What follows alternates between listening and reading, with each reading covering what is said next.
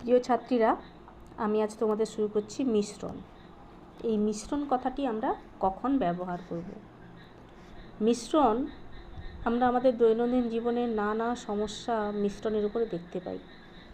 যেমন ধরো, বাজারে যখন চা কিনতে যাও, অনেক সময় দেখা যায় যে চায়ের অনেকগুলো বয়াম আছে, সেখানে বেশ কয়েক রকমের চা আছে। অনেকেই চা মিশিয়ে কিনে থাকেন। মানে ধরো কোনো একটা বয়ামে আসাম চা আছে, কোনোটাতে দার্জিলিং চা আছে, তো দেখা গেল যে ওই দু রকমের চা মিশিয়ে একটা নতুন মিশ্রণ তৈরি করে সেই চাটা কেউ চা হিসেবে ব্যবহার করে থাকেন। তো এটা একটা বাস্তব উদাহরণ আমরা দেখতে পেলাম। কিংবা তোমরা দেখেছো যে বাড়ি তৈরির সময় যে মশলা তৈরি হয়, সিমেন্ট বালি দিয়ে একটা মিশ্রণ তৈরি করা হয়, তো সেক্ষেত্রে সিমেন্টের সঙ্গে বালির পরিমাণের একটা মিশ্রণ ঘটে থাকে, তার সঙ্গে কিছুটা জল দিয়ে একটা মশলা তৈরি মাখানো হয়, যেটা আবার অনেক সময় সিমেন্ট বালি আর পাথর বা চিপস যেটা বলি, এই তিন রকমের জিনিস দিয়ে একটা মিশ্রণ তৈরি হয়। অবশ্যই জল লাগে তাতে। আবার দেখো, বাড়িতে তোমাদের অনেকের বাড়িতেই সিরাপের বোতল আছে। বাড়িতে অতিথি এলে শরবত বানানোর ক্ষেত্রে সেই সিরাপের সঙ্গে জল মিশিয়ে তোমরা শরবত বানাতে দেখেছো মাকে, কিংবা তোমরা নিজেরাও বানিয়েছো। এটাও মিশ্রণের উদাহরণ। এরকম নানা উদাহরণ আমরা আমাদের চারপাশে, আমাদের দৈনন্দিন জীবনে কিন্তু দেখে থাকি। তো আমরা এই মিশ্রণ সংক্রান্ত সমস্যা নিয়ে আজকে আলোচনা করব। দেখো, আমি ডাইরেক্ট তোমাদের একদম প্রবলেমে চলে যাচ্ছি। মিশ্রণের এখানে কষে দেখি 12। দেখো, এই যে এখানে একটা সমস্যার কথা বলছি। 36 লিটার ডেটল জল তৈরি করলাম, যাতে জল এবং ডেটলের পরিমাণের অনুপাত 5:1। ওই ডেটল জলে আর কতটুকু ডেটল মেশালে জল ও ডেটলের পরিমাণের অনুপাত 3:1 হবে, হিসাব করে লিখি। বাড়িতে যখন ঘর মোছা হয়, তো দেখেছো যে সেক্ষেত্রে অনেকে ওই জলের সঙ্গে জীবাণুমুক্ত করার জন্য কিছুটা ডেটল ফেলে তারপর ঘরটাকে মুছে থাকেন। তো এটাও একটা মিশ্রণের উদাহরণ। তো এখানে একটা বলা আছে যে 36 লিটার ডেটল জল তৈরি করা হয়েছে, যেখানে জল এবং ডেটলের পরিমাণের অনুপাত হচ্ছে 5:1। তো ওই ডেটল জলে আর কতটুকু ডেটল মেশালে জল ও ডেটলের পরিমাণের অনুপাত হবে 3:1। অঙ্কটা আমরা কিভাবে করছি একটু দেখো। এখানে বলা হচ্ছে যে ডেটল জলের জল এবং ডেটলের পরিমাণের অনুপাত হচ্ছে 5:1। তাহলে জলের আনুপাতিক ভাগহার হচ্ছে 5/6 এবং ডেটলের আনুপাতিক ভাগহার হচ্ছে 1/6। এই আনুপাতিক ভাগহার বিষয়টি কি? দেখো, জল আর ডেটলের পরিমাণের অনুপাত যদি 5:1 হয়, তার মানে পরিমাণ হিসেবে জল আছে 5/6 অংশ, ডেটল আছে 1/6 অংশ। মোট অংশটাকে আমরা যদি 1 বলে ধরে নিই, তাহলে ওই 1-এর মধ্যে জল আছে 5/6 অংশ, ডেটল রয়েছে 1/6 অংশ। তাহলে দেখো, অর্থাৎ 6 ভাগের 5 ভাগ আছে জল, 6 ভাগের 1 ভাগ আছে ডেটল। তো এটাকেই আমরা আনুপাতিক ভাগহার বলছি। কত অংশ রয়েছে সেটাকেই বলা হচ্ছে আনুপাতিক ভাগহার। এরপরে তুমি অংশ কথাটা বলতে পারো, নাও বলতে পারো। তাহলে এরকম 36 লিটার ডেটল জল বানানো হয়েছে, তাহলে 36 লিটার ডেটল জলে জলের পরিমাণ কত হবে? 5/6 গুণিতক 36। 1-এর মধ্যে এত আছে, তাহলে 36 লিটারে কত থাকবে? গুণিতক 36 হবে। তাহলে এখান থেকে 30 লিটার পেলাম। তেমনি ডেটলের পরিমাণও পাচ্ছি 6 লিটার। প্রশ্নটা আমাদের হচ্ছে যে ওই ডেটল জলে কত লিটার ডেটল মেশাতে হবে যাতে জল এবং ডেটলের পরিমাণের অনুপাত হয় 3:1। তাহলে আমরা ধরে নিলাম যে ওটা x লিটার ডেটল আমরা মেশাচ্ছি। তাহলে x লিটার ডেটল মেশালে জল এবং ডেটলের পরিমাণের অনুপাত কত হবে? জলের কোনো পরিবর্তন হলো না, তার মানে জল থাকলো 30, ডেটলের পরিমাণটা হয়ে গেল 6 + x, যেহেতু x লিটার আমরা ডেটল মিশিয়েছি। এই ডেটল জলে আমরা x লিটার ডেটল মিশিয়েছি, হ্যাঁ, জল নয়, ডেটল মিশিয়েছি। তাহলে ডেটলের পরিমাণটা হয়ে গেল 6 + x, জলের পরিমাণটা একই আছে। তাহলে জল এবং ডেটলের পরিমাণ অনুপাত কত হয়ে গেল? 30:6 + x। আর এই অনুপাতটাই কার সঙ্গে সমান হবে? 3:1-এর সঙ্গে সমান হবে, যেহেতু এই পরিমাণের অনুপাত হচ্ছে 3:1। তাহলে এখান থেকে আমরা কি পাচ্ছি? 30/6 + x = 3/1। তো তোমরা জানো যে অনুপাতকে আমরা ভগ্নাংশে লিখে থাকি। কোনাকুনি গুণ করে দাও, এটাকে বজ্রগুণন যেটাকে বলা হচ্ছে। তাহলে 3 × 6 + x মানে 18 + 3x ইকুয়াল টু 30-এর সঙ্গে 1 গুণ করলে 30। দেখো তুমি 30 গুণিতক 1 গুণ করে 30 বাম দিকে লিখতে পারো, এটাকে ডান দিকে লিখতে পারো, কিন্তু আমি এইটা দুটো গুণ করে আগে এদিকে লিখেছি। কেন না, এতে আমাদের জাস্ট সরল করার একটা সুবিধা হবে বা সমাধান করার সুবিধা হবে। কারণ আমরা যেহেতু এক্সটা অজানা বা চলরাশি, সেই জন্য সেটাকে বাম দিকে রাখার চেষ্টা করব। তবে কেউ যদি আগে 30 = 18 + 3x লেখে, কিছু অসুবিধা নেই, তো সেক্ষেত্রে তার একটা নেগেটিভ আসবে। আমি শুধু খালি সরলের সুবিধার জন্য, সমাধানের সুবিধার জন্য আগে এই গুণটা করে এই পাশে লিখেছি। কারণ তোমরা জানো এই বাম পক্ষ সমান ডান পক্ষ বা ডান পক্ষ সমান বাম পক্ষ একই জিনিস। তাহলে এখান থেকে দেখো আমরা সমাধান করে কি পাচ্ছি, 3x = 30 - 18। এই 18টা এদিকে গেলে, তোমরা ক্লাস 7-এ সমাধান শিখেছো। তাহলে x সমান কত হবে, 30 থেকে 18 গেলে 12, আর 3টা এর সঙ্গে গুণ ছিল, এদিকে এলে ভাগ হবে। তাহলে x সমান 4। তাহলে অতএব 4 লিটার ডেটল আমাদের মেশাতে হবে। নেক্সট দেখো এখানে 2, 3, 4 এই অঙ্কগুলো কিন্তু একই টাইপের অঙ্ক। এই পিতলে তামা ও দস্তার পরিমাণের অনুপাত দেওয়া আছে। 28 কিগ্রা পিতলে 4 কিগ্রা তামা মেশালে পরিমাণের অনুপাত কী হবে। পরেরটাও একই রকম, ফিনাইল ও জল এত অনুপাতে মিশিয়ে 60 লিটার ফিনাইলগুলো জল তৈরি হয়েছে। এখানে ওই ফিনাইল গোলা জলে আর কত লিটার ফিনাইল মেশাতে হবে। একটার ক্ষেত্রে পরিমাণ দেওয়া থাকছে, আর একটা ক্ষেত্রে পরিমাণটাকে বার করতে বলছে। ঠিক আছে, যেটাই তোমাদের এটা বার করতে বলছে মানে এটা x লিটার বলে ধরে নিতে হবে। 4-এর অঙ্ক এই রকমই হবে। 5-এর অঙ্কটা দেখো, এটা আমি করে দিচ্ছি। এক ধরনের জার্মান সিলভারে তামা, দস্তা ও নিকেলের পরিমাণের অনুপাত 4:3:2। এই ধরনের 54 কিগ্রা জার্মান সিলভারে আর কত কিগ্রা দস্তা মেশালে সেই পরিমাণের অনুপাত 6:5:3 হবে, হিসাব করে লিখি।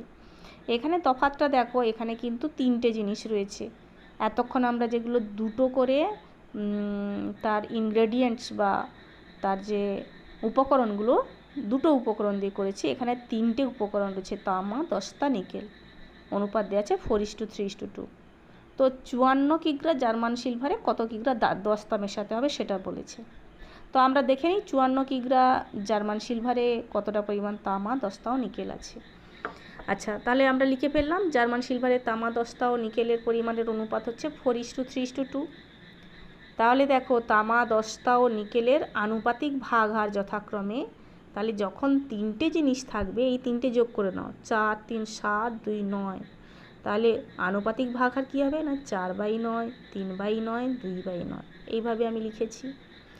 আমি একটা কথা এখানে বলি, তোমাদের অনেকের দেখেছি যে মোট অনুপাত বলে একটা কথা লেখার প্রবণতা থাকে।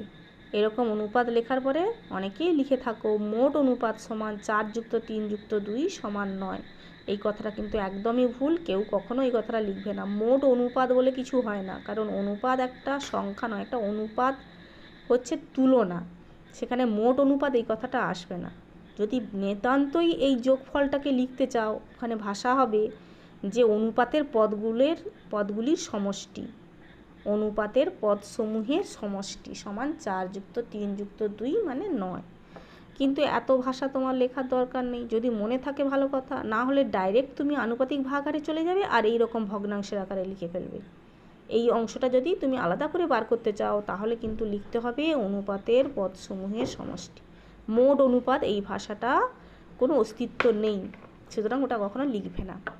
তাহলে দেখো 54 কিগ্রা জার্মান সিলভারে তামা আছে কত না, 4/9 গুণিতক 54 কিগ্রা মানে 24 কিগ্রা। 9×6 = 54, 6×4 = 24। তেমনি দস্তা আছে কত পাচ্ছি, সেই 9×6 = 54 মানে 18 কিগ্রা। নিকেল কত আছে, 12 কিগ্রা। আমাদের কত কিগ্রা দস্তা মেশাতে হবে সেটা বার করতে হবে। তাহলে আমরা ধরে নিলাম যে x কিগ্রা দস্তা মেশাতে হবে, যাতে করে তামা, দস্তা ও নিকেলের অনুপাত হবে 6:5:3। এবার দেখো যেহেতু 3টে বিষয় রয়েছে, তো 3টে দিয়ে তো আমি অনুপাত লিখে সেটাকে সমাধান করতে পারবো না।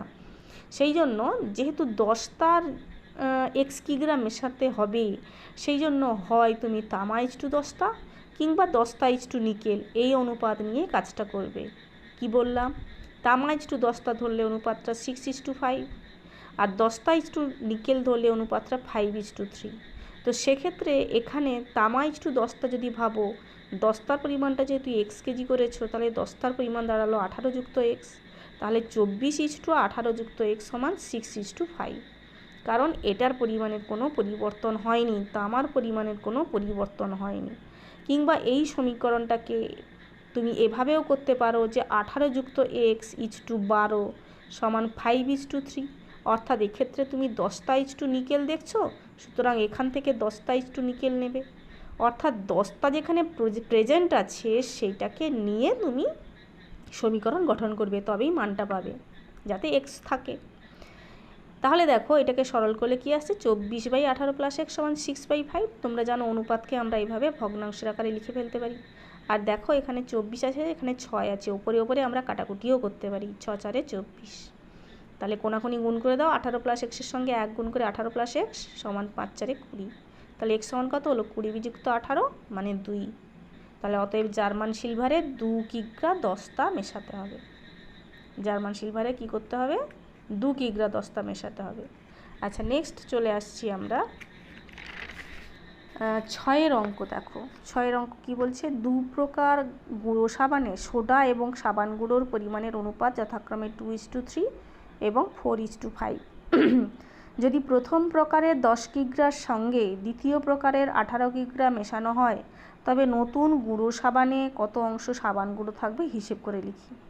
তাহলে দেখো 2 প্রকার গুঁড়ো সাবান আছে, তাদের মধ্যে প্রথমটা 10 কিগ্রার সঙ্গে দ্বিতীয়টার 18 কিগ্রা মেশাতে হবে। আর এখানে সোডা আর সাবান গুঁড়োর অনুপাত দেওয়া আছে 2:3 এবং 4:5। তো আমরা সমস্যাটাকে কিভাবে লিখছি দেখো, প্রথম প্রকার গুঁড়ো সাবানে সোডা এবং সাবান গুঁড়োর অনুপাত হচ্ছে 2:3। তাহলে সোডার আনুপাতিক ভাগ হার 2/5 আর সাবান গুঁড়োর আনুপাতিক ভাগ হার হচ্ছে 3/5। তাহলে প্রথম প্রকারের আমরা 10 কিগ্রা নিয়েছি, তাহলে 10 কিগ্রাতে সোডা কত রয়েছে না 2/5 গুণিতক 10 মানে 4 কিগ্রা। তেমনি সাবান গুঁড়ো কতটা রয়েছে না 3/5 গুণিতক 10 কিগ্রা মানে 6 কিগ্রা। এবার দেখো দ্বিতীয় প্রকারের গুঁড়ো সাবানে সোডা এবং সাবান গুঁড়োর পরিমাণের অনুপাত হচ্ছে 4:5। তাহলে সোডা এবং সাবান গুঁড়োর আনুপাতিক ভাগ আর কত হবে, 4/9 ও 5/9। এবার দ্বিতীয় প্রকারে আমরা নিয়েছি 18 কিগ্রা, তাহলে সেই 18 কিগ্রাতে সোডার পরিমাণ কত আছে না 4/9 গুণিতক 18 মানে 4×2 = 8 কেজি, আর সাবান গুঁড়ো আছে 10 কেজি। তাহলে দেখো যে নতুন গুঁড়ো সাবান অর্থাৎ ওর 10 কিলোর সঙ্গে এর 18 কিলো মেশানো হয়েছে, তাহলে নতুন যে গুঁড়ো সাবানে মোট সোডার পরিমাণ কত হবে, এখানে সোডা 4 পেয়েছি, এখানে সোডা 8 পেয়েছি, তাহলে 4 যুক্ত 8 কিগ্রা মানে 12 কিগ্রা। আর মোট সাবান গুঁড়ো কত হবে, এখানে 6 কেজি পেয়েছি, এখানে 10 কেজি পেয়েছি, কত হলো তাহলে 16 কিগ্রা। আর আমাদের কী বার করতে হবে যে নতুন গুঁড়ো সাবানে মোট কত অংশ সাবান গুঁড়ো থাকবে। তাহলে দেখো মোট সোডা 12 কিগ্রা আছে, সাবান গুঁড়ো আছে 16 কিগ্রা। তাহলে সাবান গুঁড়োর যদি পরিমাণ হিসেবে বলি অর্থাৎ অংশ হিসেবে বলি, তাহলে সেটা কত হবে না সেটা হবে এখানে 16/16 যুক্ত 12। মোট মিশ্রণটা 12 যুক্ত 16 মানে 28, বা 10 যুক্ত তুমি 16 এই 10 যুক্ত 18 বলতে পারো, সেখান থেকেও 28 পাচ্ছ, কিংবা এখানেও যোগ করে দেখো 28 হচ্ছে। তাহলে পরিমাণ হিসেবে সাবান গুঁড়ো থাকবে 16/12 যুক্ত 16, এত অংশ। নতুন গুঁড়ো সাবানে সাবান গুঁড়ো থাকবে 16/12 যুক্ত 16 অংশ। 16/28 কাটাকুটি করে দেখো 4/7 অংশ। নেক্সট দেখো আমরা 8এর অঙ্কটা করছি। রেশমি খাতুন 3টি সমান মাপের গ্লাস শরবত পূর্ণ করেছে। এই 3টি গ্লাসের শরবতে জল ও সিরাপের পরিমাণের অনুপাত যথাক্রমে 3:1, 5:3 ও 9:7। আমি এই 3টি গ্লাসের শরবত একটি বড় পাত্রে ঢেলে দিলাম, হিসাব করে দেখি নতুন পাত্রে জল ও সিরাপের পরিমাণের অনুপাত কী হবে। তাহলে দেখো সমান মাপের গ্লাস বলা আছে, তাদের জল ও সিরাপের অনুপাত হচ্ছে 3:1, 5:3 ও 9:7। তাহলে প্রথম যে গ্লাস সেটাতে জল ও সিরাপের আনুপাতিক ভাগ হার যথাক্রমে কত হবে না 3/4 অংশ, 3/4 ও 1/4। তেমনি দ্বিতীয় গ্লাসে জল ও সিরাপের আনুপাতিক ভাগ হার হবে 5/8 ও 3/8। আর তৃতীয় গ্লাসে জল ও সিরাপের আনুপাতিক ভাগ হার হবে 9/16 আর 7/16। এবার দেখো এই 3টে গ্লাসের জল আর শরবত আমরা নতুন একটা বড় পাত্রে ঢেলে দিলাম, তাহলে বড় পাত্রে মোট জলের পরিমাণ কত হলো? না দেখো, আমরা যদি গোটা গ্লাসটাকে 1 বলে ধরে নিই, তাহলে দেখো ওই 1-এ 3-4 আছে, ওই 1-এ 5-8 আছে, এই 1-এ 9/16 আছে। তাহলে মোট জলের পরিমাণ কত হলো? 3-4 যুক্ত 5-8 যুক্ত 9/16 অংশ। সরল করে দেখো এটা কত পেয়েছি, 31/16। সরলটা তোমরা আশা করি নিজেরা পারবে, নয়তো এটা দেখে নেবে। আর মোট সিরাপের পরিমাণ কত হবে? একটা দেখো 1-এর 4, একটা 3-এর 8, একটা 7-এর 16। এটাকেও সরল করে কত পেয়েছি? 17/16 অংশ। সরল আমি একটা বলে দিচ্ছি না হয়, 4, 8, 16 লসাগু কত হবে? 16। 16কে 4 দিয়ে ভাগ করো 4, 4-এর সঙ্গে 1 গুণ হবে 4 হলো, প্লাস 16কে 8 দিয়ে ভাগ করো কত হলো? 2, 2-এর সঙ্গে 3 গুণ হবে 6 হলো, প্লাস এখানে 16 আছে, এখানেও 16 আছে, তাহলে 7 যা ছিল, লবে যা ছিল বসে গেল। 6, 4, 10, 7, 17/16। একইভাবে এটাও হবে।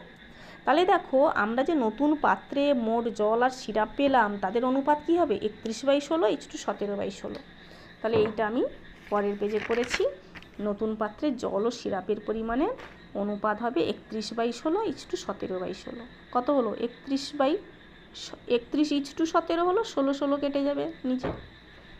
নেক্সট দেখো 9-এর অঙ্ক কি বলছে, না 2 প্রকার পিতলে তামা ও দস্তার পরিমাণের অনুপাত যথাক্রমে 8:3 এবং 15:7। এই 2 প্রকার পিতল 5:2 অনুপাতে মেশালে যে নতুন প্রকারের পিতল পাওয়া যাবে, তাতে তামা ও দস্তার পরিমাণের অনুপাত কী হবে হিসাব করে লিখি। এখানে একটা কথা বলি, 2 প্রকারের তো পিতলের অনুপাত দেওয়া আছে, তো এই 2 প্রকার পিতল 5:2 অনুপাতে মেশানো হচ্ছে। তো এই অনুপাতে মেশানো মানে এর একটা নির্দিষ্ট পরিমাণের সঙ্গে ওর একটা নির্দিষ্ট পরিমাণ মেশানো হচ্ছে। আমরা এক্ষেত্রে ধরে নেব যে প্রথম প্রকার পিতলের 5x কেজির সঙ্গে দ্বিতীয় প্রকার পিতলের 2x কেজি মেশানো হয়েছে। 5:2 অনুপাতে মেশানো মানে আমরা এইভাবেই ধরে নেব যে এর 5x কেজির সঙ্গে ওর 2x কেজি মেশানো হয়েছে। তাহলে দেখি অঙ্কটা কিভাবে করছি। 2 প্রকার পিতলে তামা ও দস্তার পরিমাণের অনুপাত যথাক্রমে 8:3 ও 15:7। ধরি প্রথম প্রকার পিতলের 5x কেজির সঙ্গে দ্বিতীয় প্রকার পিতলের 2x কেজি মেশানো হলো। তাহলে এখন প্রথম প্রকার পিতলে তামা ও দস্তার আনুপাতিক ভাগাকার কত হবে? না 8/11 ও 3/11। তাহলে প্রথম প্রকার পিতল আমরা কত নিয়েছি? 5x KG. তাহলে 5x কেজিতে তামা আছে কত? না তামা আছে 8/11 গুণিতক 5x, কারণ তামার আনুপাতিক ভাগাকার 8/11, আর 5x কেজি ওপরে আমি হিসাবটা করছি, 5x গুণ হলো কত হলো? 40x/11 KG. দস্তা কত আছে? 3/11 ইন্টু 5x কেজি, তাহলে 15x/11 কেজি। তাহলে দ্বিতীয় প্রকার পিতলে তামা ও দস্তার আনুপাতিক ভাগহার আবার কি হচ্ছে? না 15/22 আর 7/22। দ্বিতীয় প্রকারের পিতল আমরা কত নিয়েছি? 2x KG. তাহলে 2x কেজিতে তামা কত আছে? না 15/22-এর সঙ্গে 2x কেজি গুণ হবে, তাহলে 15x/11 কেজি। দস্তা কত হবে? না 7/22 ইন্টু 2x কেজি, কাটাকুটি করে 7x/11 কেজি। তাহলে দেখো নতুন যে পিতলটা হলো, অর্থাৎ দুটো যে মেশানোর পরে যে নতুন পিতলটা পেলাম, তাতে মোট তামা আছে কত? তামা দেখো আগেরটায় 40x/11, এখানে 15x/11, এই দুটো যোগ হলো। তেমনি দস্তাও এই দুটো যোগ করে পাওয়া যাবে। তাহলে এটা যোগ করে আমরা কত পেলাম? 55x/11 KG. কী করে হলো? দুটোর তলাতেই 11 আছে, হরে 11 আছে, তাহলে লবগুলো যোগ হয়ে যাবে। কত হলো? 40x যুক্ত 15x মানে 55x/11 কেজি। মোট দস্তা কত আছে? না 15x/11 প্লাস 7x/11 কেজি, তাহলে 22x/11 কেজি। তাহলে নতুন পিতলে তামা ও দস্তার পরিমাণে অনুপাত কত হবে? 55x/11 = 22x/11। 11 দুটোতে হরে আছে, কেটে যাবে, তাহলে ওপরে x আর x কেটে গিয়ে এবং এই দুটোকে 11 দিয়ে ভাগ করলে 5:2 হলো। ঠিক আছে, আর একটা অঙ্ক করছি, দেখো 10-এর অঙ্ক। 2 প্রকার স্টেনলেস স্টিলে ক্রোমিয়াম ও স্টিলের পরিমাণের অনুপাত যথাক্রমে 2:11 এবং 5:21। এই 2 প্রকার স্টেনলেস স্টিল কি অনুপাতে মেশালে নতুন স্টেনলেস স্টিলে ক্রোমিয়াম ও স্টিলের অনুপাত 7:32 হবে হিসাব করে লিখি। এখানে একটা কথা বলি যে এটার ক্ষেত্রে বলা হচ্ছে 2 প্রকার স্টেনলেস স্টিল কি অনুপাতে মেশানো হলে, তো আমরা কিন্তু অনুপাতটা কখনো x/y ধরবো না। আমরা সবসময় যেন ধরে নিব যে ধরলাম প্রথম প্রকার স্টেনলেস স্টিলের এক্স কেজির সঙ্গে দ্বিতীয় প্রকার স্টেনলেস স্টিলের ওয়াই কেজি মেশানো হলো। এইভাবেই ধরবো, তোমরা কিন্তু অনুপাত হিসেবে ধরবে না, তাহলে অঙ্কটা করতে সমস্যা হয়ে যাবে। তাহলে দেখো দু প্রকার স্টেনলেস স্টিলে ক্রোমিয়াম এবং স্টিলের অনুপাত যা আছে, যা যা লিখে ফেললাম 2:11 আর 5:21। তাহলে প্রথম প্রকারে ক্রোমিয়াম এবং স্টিলের আনুপাতিক ভাগহার কত হলো? 2/13 ও 11/13। তাহলে দ্বিতীয় প্রকারের ক্ষেত্রে ক্রোমিয়াম এবং স্টিলের অনুপাত কত হবে আনুপাতিক ভাগহার? না 5/26 ও 21/26। তাহলে ধরে নিলাম যে প্রথম প্রকারের এক্স কেজির সঙ্গে দ্বিতীয় প্রকারের ওয়াই কেজি মেশানো হলো। তাহলে প্রথম প্রকারের এক্স কেজিতে ক্রোমিয়াম কত আছে? প্রথম প্রকারের কথা ভাবো, 2/13, তাহলে তার সঙ্গে এক্স গুণ হবে। স্টিল কত আছে? না 11x/13 কেজি। আর দ্বিতীয় প্রকারের ওয়াই কেজিতে ক্রোমিয়াম আছে ওয়াই কেজিতে তাহলে 5y/26 কেজি, আর স্টিল আছে 21y/26 কেজি। তাহলে দেখো যে নতুন যে আমরা স্টেনলেস স্টিল পেলাম দুটোকে মেশানোর পরে, তাতে মোট ক্রোমিয়ামের পরিমাণ কত হলো? 2x/13 যুক্ত 5y/26 কেজি। সরল করো, নিচে কত আসবে? 26। 26কে 13 দিয়ে ভাগ করলে 2, সেই 2 আবার 2x-এর সঙ্গে গুণ হবে, কত হলো? 4x প্লাস এখানে 26 আছে, এরও 26 আছে, তাহলে যা আছে উপরে বসে গেল 4x প্লাস 5y কেজি। দেখো এই দুটো কিন্তু সদৃশ্য পদ নয়, সেই জন্য এই দুটো যোগ করা সম্ভব নয়, এই রকমই থাকবে। মোট স্টিলের পরিমাণ কত? 11x/13 plus 21y/26 KG.